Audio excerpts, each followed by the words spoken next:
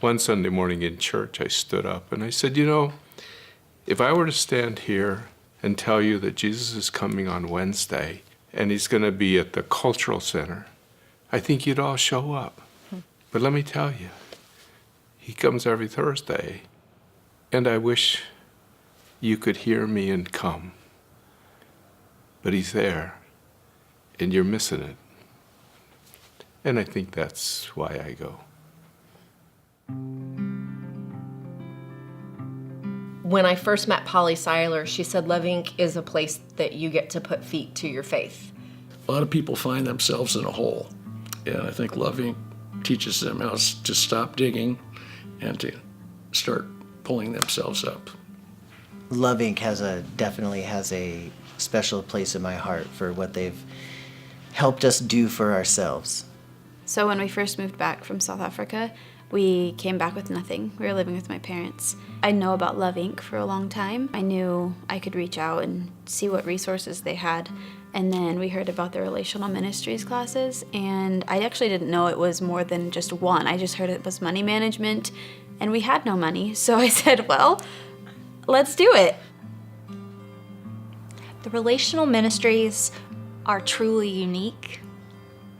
They offer practical advice, support, just a platform for people to connect with one another over maybe a shared desire to grow in a certain area, but to have access to others who have maybe struggled walk that same path, and just to connect, whether it's setting financial goals and having feedback or someone to run ideas by about setting financial goals, or seeking employment or moving from one job up a career ladder. It's a great opportunity for people to meet others who are maybe in their same place or who have been in that same place.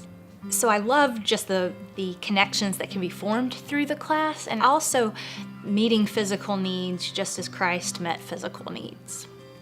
I'd gotten pretty complacent about my faith. You show up to church, you do your thing on Sunday, you raise your kids a certain way, you pray before you eat, tithe, check. But being involved and watching the way God transforms lives, being connected to people that, like you were saying, I have no food. I need help. It changes something in you to recognize that when you show up to be obedient to Christ's call, it transforms everything you understand about God and community, who you are, the good, the bad, and the ugly. And then you make all these great new friends, and you get to share what God does in their life.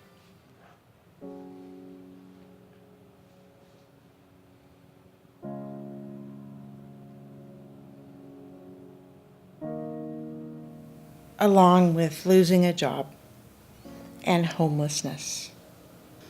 And I've had some very serious depression. My doctor wrote a note, and it said in there, severe reoccurring depression that with 8 medications was drug-resistant depression. I've had so many jobs in my life. I've been working since I was 15. I've been on my own since I was 17. I've always had a job. And I have physically and mentally not been able to work for 2.5 years due to my depression. I kind of blamed God for the circumstances I was in. Why did he take my mom when she was my best friend? She was, my only support at the time. I didn't understand why that happened, and so I put a lot of blame on him, and my life just spiraled downhill. My wife passed away a couple years ago, and a lady that was one of her friends needed Love Inc. services. So I went over and sat down and tried to find out what kind of services Love Inc. had. And they said, well, you've got these classes. And I said, okay. The communication class that we started was one I thought would help my family. sometimes you have adult children that you don't talk to as well as you should. And one of the things that this class went through were different ways to open communication channels and, maybe how to be less confrontational and more loving. Yes. Yeah, there we go.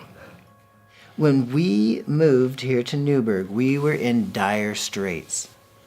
Kristen, when she got pregnant with our youngest son, who's 3 now, she got pregnant, she lost her job, and so couldn't find another job. That was right when rents had started to rise.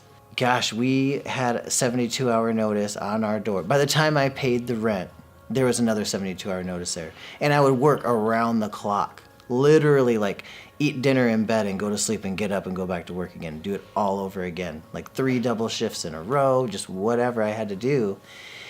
I kind of knew that ship was sinking. Eventually it's going to sink. And we asked some people at the Newberg Foursquare Church, as it was called at that time, for help because we needed help moving in. Housing did not pay for that. And we still had to pay rent at the last place. And so here we were still like, we're on the verge of making it and having some daylight here. And so the person who helped us actually at the time was working for Love INC.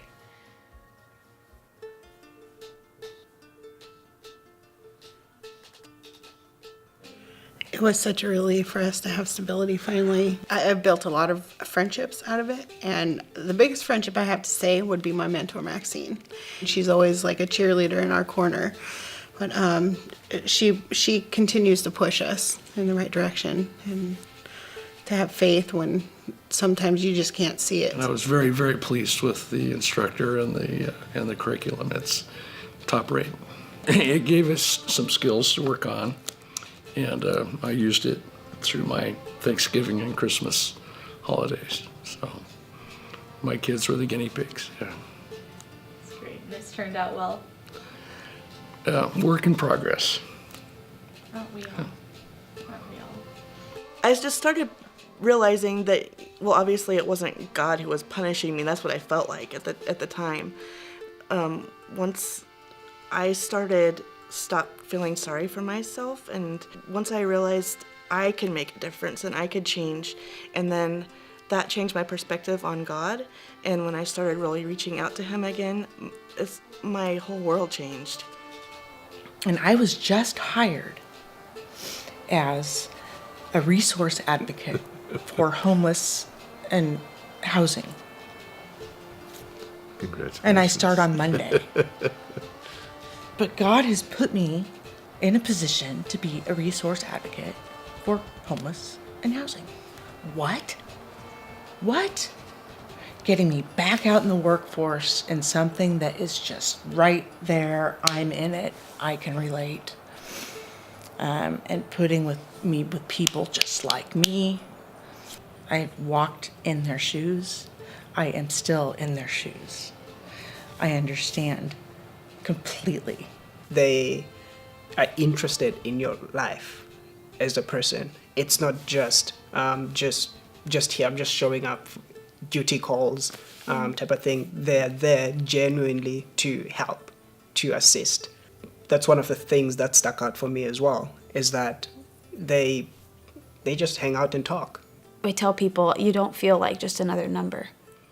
I think volunteering is one of the big areas that everybody ought to get involved in, especially as you get more time in your life to be able to do it, which I've reached that age where I now have more time to volunteer, and I think volunteering is a way to give back in a way that you like to give back and not expecting anything in return for it.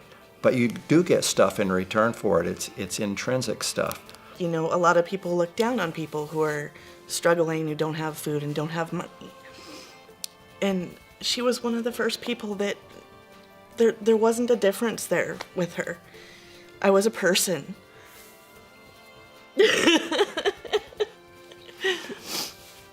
And I really think that made a big difference.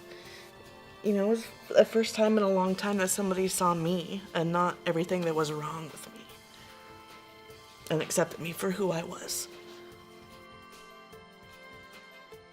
God calls us to be very involved with the poor, and that there are some values that the poor have that middle-class people don't have, and that I needed to learn from that. And so I began to be involved with Love INC, and it's kind of addicting once you start.